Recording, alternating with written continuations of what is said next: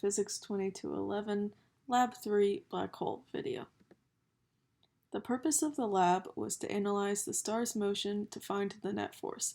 In part 1, we determined the mass of the black hole using a computational model where the system is the star and the surroundings are the black hole and outer space. For part 2, we determined the initial velocity needed for a spaceship to get close enough to the black hole to leave the system without crashing. Here the system is the spaceship, and the surroundings are the black hole, the star, and outer space. Here are the formulas used in this lab. We have Newton's second law broken down to find the parallel and perpendicular components. We have the velocity update and position update formulas, which we've used both for in previous labs. And we also have the formula to find the gravitational force.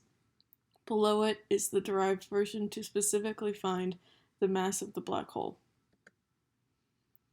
For part 1, I used my email address as the seed, and I found the time interval to be 86,400 seconds. Here, we used the velocity components to define the initial and final velocities. We computed the initial and final momentum vectors, calculated the star's change in velocity and change in momentum, calculated dp over dt. We used Newton's second law to calculate F net. Then we calculated dp over dt parallel. We used Newton's second law to calculate F net parallel. We calculated dp over dt perpendicular, used Newton's second law to calculate F net perpendicular, and then calculated the mass of the black hole. We updated the current position and velocity to show the object's current track, and then we found F net parallel, and F net perpendicular, and drew arrows to show these forces. Finally, we printed F net parallel, and F net perpendicular, as well as the mass of the black hole. So here are the values that I found for these. I found that the mass of the black hole was 1.84052 e to the 34th. And here's the video showing my Lab 1 results.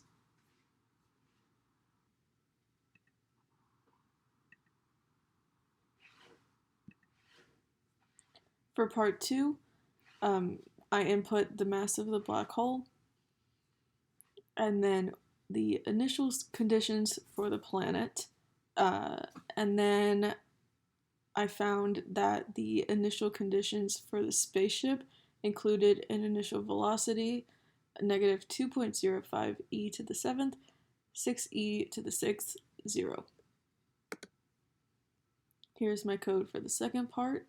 We found F gravity on the planet by the black hole, the gravitational force on the planet by the spaceship, and the net force on the planet. Then we found the force of gravity on the spaceship by the black hole, the force of gravity on the spaceship by the planet, and the net force on the spaceship. Then we applied Newton's second law and the position update formula to make the planet and the spaceship move. Finally, we printed these calculations. Here are some screenshots of my code in action. As you can see, I was successful.